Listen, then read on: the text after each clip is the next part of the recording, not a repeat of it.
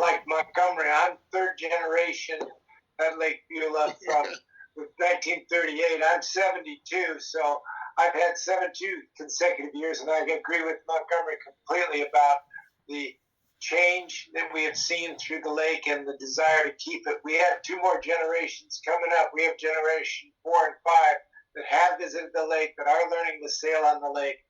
It's been a wonderful place that we go every year to, and we hope to throughout our life and the two more generations coming up. Excellent. Thank you so much. And next on my screen, I've got Tom and Dan. And you just have Tom. Okay, good. I've been on Lake Beulah for almost 30 years. I'm a part of Camp Charles Alice, which has about 30 acres of land on the lake.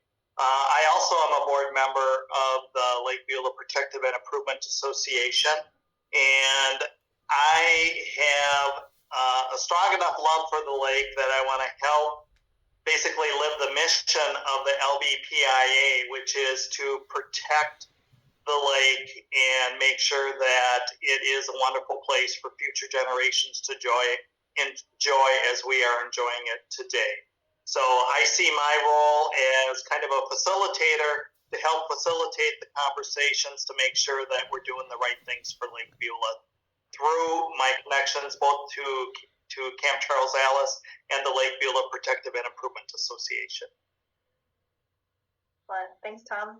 Yep. And John Stoss, are you there? Yes, I'm here. Okay. How are you doing since evening?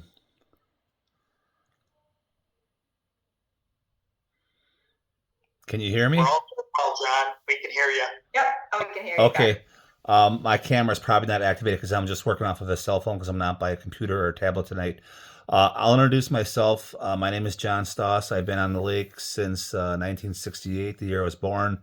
My grandparents used to own the current dockside building, and I currently own the Fred Stapp building on the west end of the lake. I've seen a lot of things come and go in the last 50, 55 years. I got certified in scuba diving in 1982, and I started diving in the lake in the early 80s. And there's a lot to see underneath the water that you don't see topside on the water. And I have a concern with the wakeboard boats, and it's not that I don't want them to use the lake. My concern is one of the organizations that are around the lake to do some more education as far as how you operate it and in the areas of the lake that you operate. Because I spend a lot of time on the water with my business there, and I see when a wakeboard boat goes through a shallow portion of the lake, and I can see what happens to the bottom of the lake, how it gets agitated and worked up. And I'm not saying we shouldn't allow the wakeboard boats on the lake. Of course they should be on the lake, but I think what we should do is try to focus some energy on training the people that come onto the lake,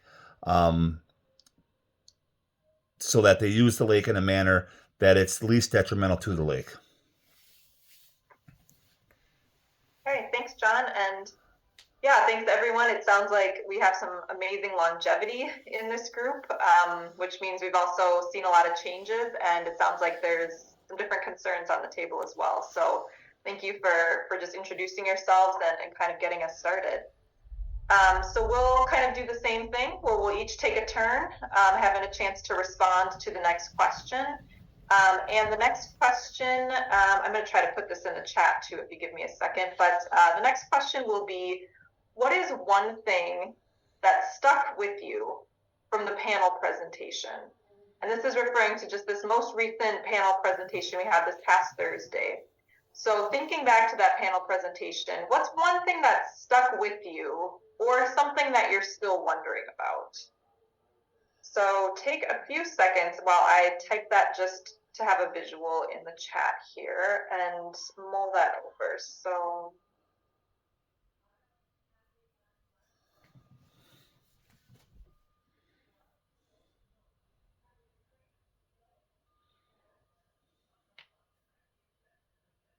all right, so Deborah, if you're ready to kick us off and wouldn't mind sharing What's one thing that stuck with you from the panel presentation, or one thing you're still wondering about?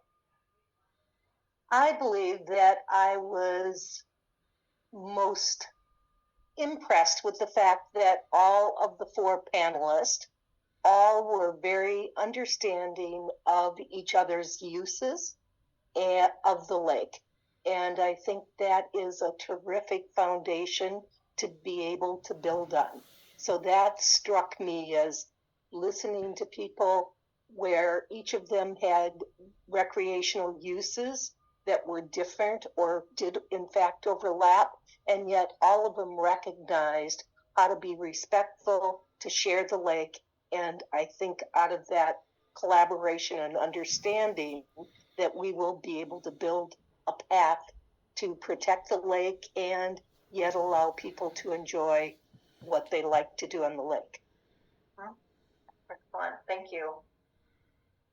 Okay, Glenn, what stuck with you, or what's something you're still wondering about?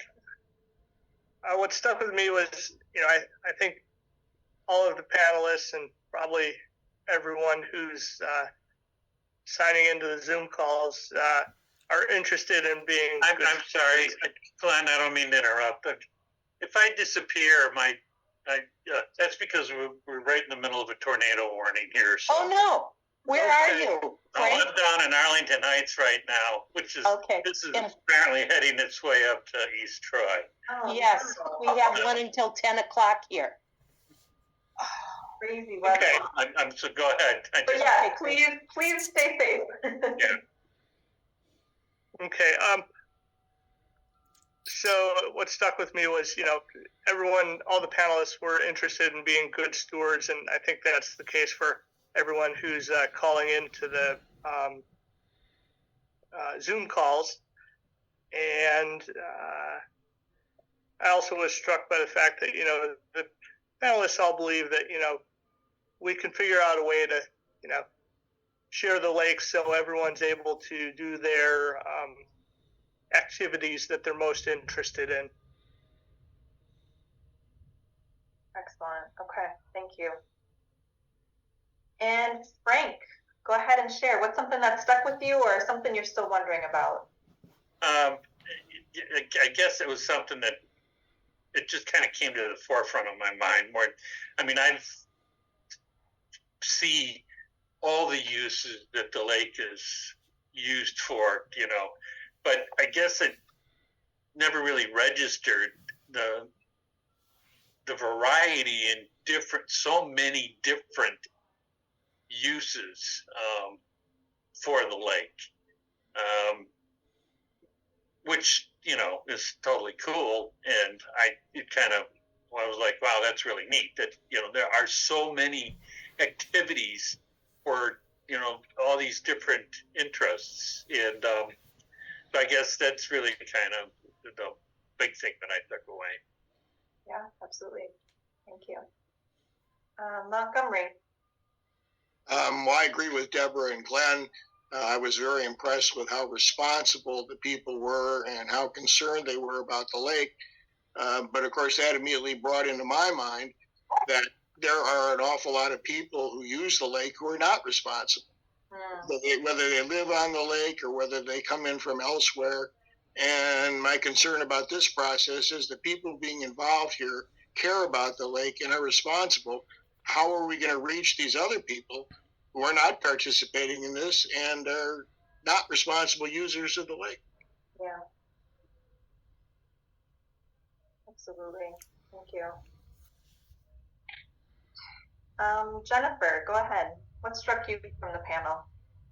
I was very pleased to hear that the panelists were all very focused on the overall health and ecology of the lake. They all understood the damage that can occur by the various uses that we all enjoy the lake for.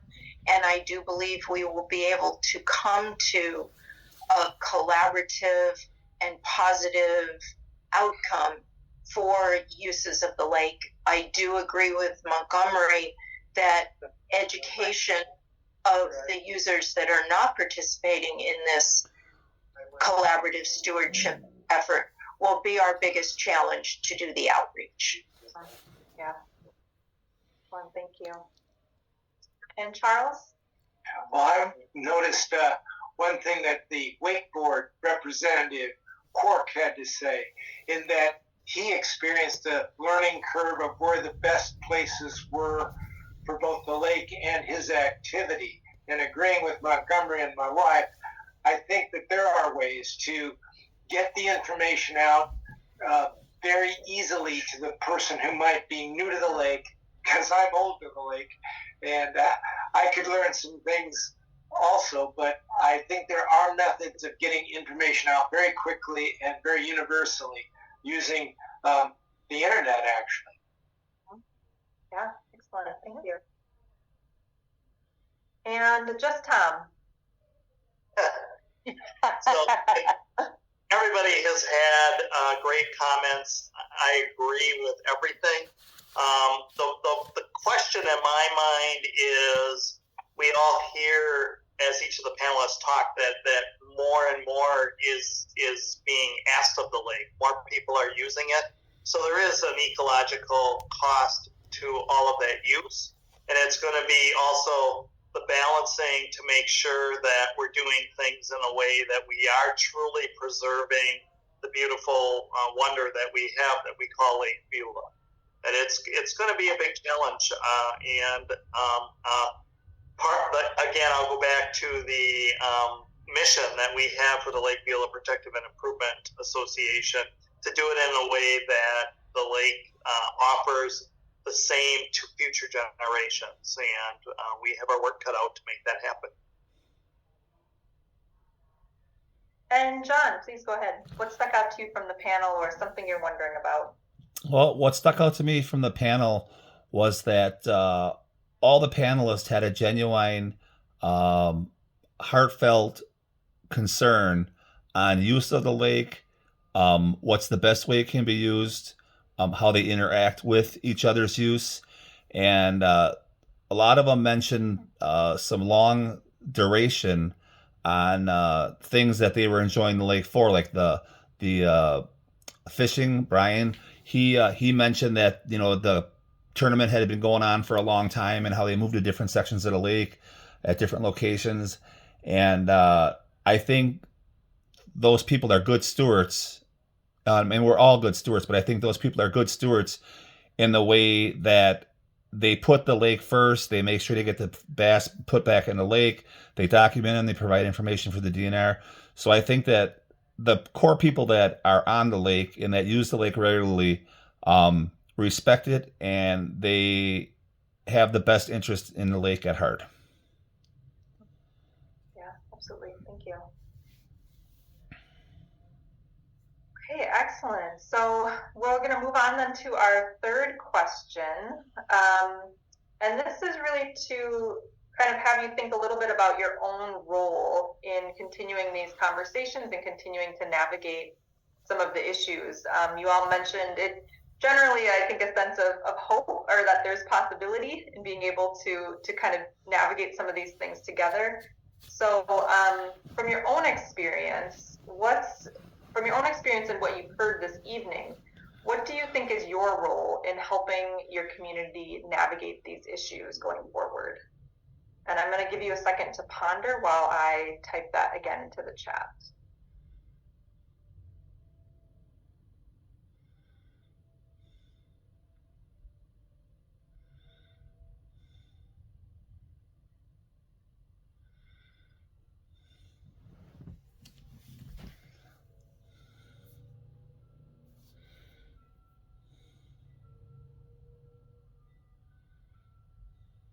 Okay, so Deborah, if you don't mind again kicking us off from your experience and from what you've heard, what do you think is your role in helping navigate these issues? You know, there's a couple of ways in which I look at things that we might be able to do to help change the direction that the lake is going in. And I hear it tonight in the people. Everyone recognizes that the use of the lake has increased, that there are more people on the lake. One of the things that may be impacting that which I think we need to look into, is there's no longer a limited number of boats that get on the lake on the weekend. It used to be that 31 boats could come in and 31 boats would go off before any more. So I don't know if that's impacting, but that's a way in which looking at what those numbers are, the way we change that is through a town ordinance. So that's number one. Number two, I believe in education. I believe that we need to look in, as Charles and Jennifer have mentioned, we need to look at how do we educate, and through that education, hopefully that we can bring people to a collaborative use so that everyone is enjoying but also respecting the lake. That's it. Thank you. Okay, Glenn, you're up. Anything that you'd like to share about your role in helping your community navigate these issues? Yeah, but first, I think the point that was made earlier, how can we reach people that maybe need to be educated a little more on lake ecology and etiquette is an important thing to try to move forward on. And I guess, in this group, like you mentioned, there's most of the people were, 30 years, 50 years, 60, 100, 2, 3, 4 generations worth of people. And those are the people that can do this education of, either new homeowners on the lake or, those are probably the easier ones to reach. But then how do we reach the people that just come out for a day and, get them to understand the importance of the lake ecology when, they're just there for a day and they're not, sort of don't have quite the long-term vested interest that, people that are on the lake might have. So somehow we need to figure out how to reach them. I think they understood, the issues that, say, wake surfing in a shallow area causes. They would say, oh yeah, that makes sense. We can go do that in water that's 20 foot or deeper, or whatever the similar cases are. But if we can figure that out, that would be an important step forward. Yeah, absolutely. Absolutely great. Thank you. Okay, Frank, what are your thoughts on this question? Well, just first, primarily continued involvement and participation. It's much like Monty and some of the others have said, to me, it's real obvious that, we're all preaching to the choir. All the people that are interested and concerned about the quality and health and longevity of the lake are already participating in this. And, we're all talking to each other about the same thing, all agreeing with each other. And it's, but, we only make up maybe 10% of the total population of the lake. And how do you really reach all those other people? And not only reach them, but, if they're just coming up for a weekend, they're driving up, they're in the car for 3 hours on a Friday afternoon, and they get, and it's basically 2 days of water fun, and when are they going to want to take time out? And some of these people, just on the way I see them interact with the water and the lake when they're here for the weekend, they're going to put 150% into filling their day up with all their activities and doing what they want to do, packing up and going home. And, by 5 o'clock, the place is shut down and they're all in the car driving back to wherever they came from. Granted, there's fewer and fewer of those people. But I mean, I don't know how you reach them, and even if you reach them, I don't know how you get them to the point that they really care. So and that's why I'm continuing with my participation. Yeah, absolutely. No, it's great, and I appreciate the asking of questions too. You know, like, okay, what are the questions that are still lingering here? Excellent. Okay, Montgomery, please go ahead and share. I'll second everything that Frank just said. I think everybody here is we're preaching to the choir here. We're probably all active with the LBPIA. We're probably all talking to our neighbors and people on the lake about concerns about keeping the lake nice. And those are all things that we can do, but there is really a challenge on how do you reach these other folks who don't have a vested interest, who haven't been here very long. I have gone and met new neighbors who come in my part of the lake and tried to get them to join the LBPIA and get them educated. I think we all probably try to do that, but it's a big challenge because there's so many people using the lake. Yep, absolutely. Thank you. Okay, Jennifer. Thank you. I believe working with the LBPIA and the Lake Beulah Management District is an effective way of reaching those folks that do join. And I know as a member of the board of the LBPIA, we have put out a lot of information in our newsletters and also on our website about the lake ecology, etc. We also have a very active area chairs network where we have area chairs that are visiting their neighbors and hoping to get them to join. So I think if we continue that effort, it will be very valuable. I also think, as Deborah mentioned, working with the town to demonstrate to the town the concerns that we have over the ecology and the issues that are happening on the lake. Perhaps, and my husband has brought this up, having buoys in the areas where it's shallow, and also having perhaps people that are going to be using the lake that are coming off lake, having to register in advance to get their spots, and as part of that, having information on the registration on the internet where they need to sort of, you've read this and click here, and perhaps having even maps with depths listed.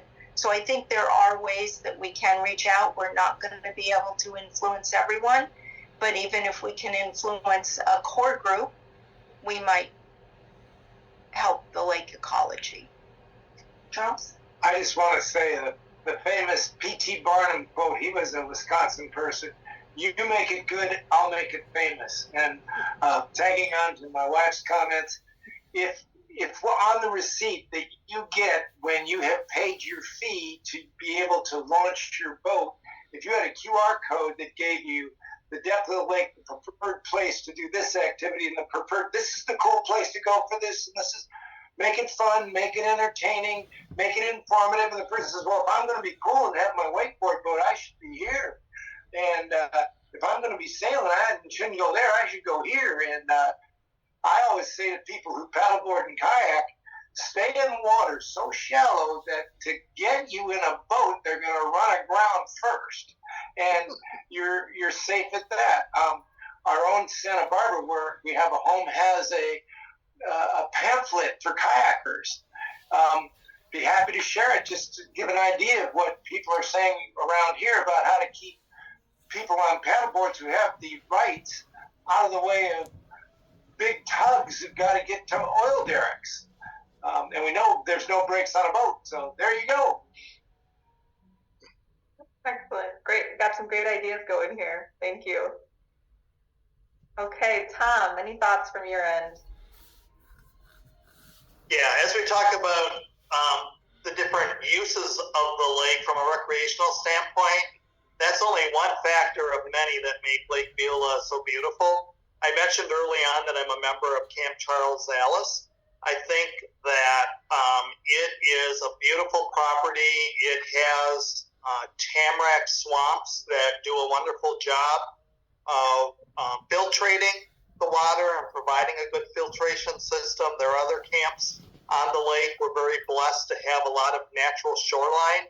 And I think as a member of the LBPIA, it's critical that we preserve and maintain all those other natural areas as well. Education was mentioned multiple times. Education is at the top of my list, whatever we can do, whether it's through the LBPIA or other opportunities to take advantage of those wherever we can. And we need to be ready to have the hard conversations, because some of these conversations are not going to be easy. But I think that we can engage our membership, we can have the conversations, and we can put some things in place that will be the right things to do for Lake Beulah long term. Thanks, Tom. Okay, and John, go ahead and share anything that you're thinking of in terms of roles in navigating these issues. Sure. One of the roles that I've had in working at two businesses on this lake for combined over 5 decades is I've been in the boat rental business at the dockside property when it was called Stimmix. And for the last little over 20 years, I've been at the boat rental at the Fred's Tap property under Beulah Bait and Boat. And I've had a lot of people over the years come rent boats from me, and I had to wear a couple different hats.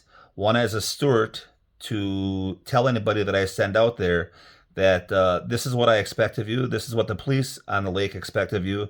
And in doing so, no one's ever gotten a ticket from a boat that I've rented to them in over 5 decades. So that's one of the things that by educating the public that come and enjoy Lake Beulah, I've been able to show a lot of people on this lake that come to the lake what is expected of you when you're out there and your behavior on the lake. And I tell them that the police are out there. I tell them that they're watching. I tell them where they sit. And I tell them, I want you to have a good time here, but I also want you to be respectful of our resource here, because if you come and dump on it here, we're not going to have the resource that I got to enjoy for the 5 decades that I've been here. And the future generations, the kids that are coming up now, we want them to enjoy the same thing. I was fortunate enough to be able to go to Camp Edwards in 73 and 74 and got to do all the fun camp things. And the lake is a wonderful asset that we all have to treat as a jewel, and it's our responsibility as being a boat renter, a business owner, whatever. It's education. And I've been going and recording at the town board meetings. I've been recording the management district meetings. I've been recording some of the LBPIA meetings, and I put them on my YouTube channel because I want people to get educated on what is expected of you if you come, if you enjoy the resource, if you like the lake. We want everyone to be pulling the rope in the same direction as far as protecting the lake and making sure that it's a long-lasting jewel for all of us and future generations to enjoy. Yeah, absolutely. Thank you, John. And yeah, I just want to affirm that I hear some common threads around this education and outreach, but also these of having expectations of that really shows that that we all care about this resource, and we want it to be open to others, but like we have certain things that we expect of folks that are engaging in using this lake. It's all because of the love or because of the deep respect that you all have for the lake. So I appreciate hearing that. So we have just a few more minutes left in our time together, and so just for our last few minutes here, just gonna kind of open it up a little bit more of an open question to just think through what is there anything that you feel like you haven't been able to express yet that you feel like is an important part of the conversation, but maybe has been missing from the conversation, or anything else that's kind of on your heart that you feel like you would just be good to kind of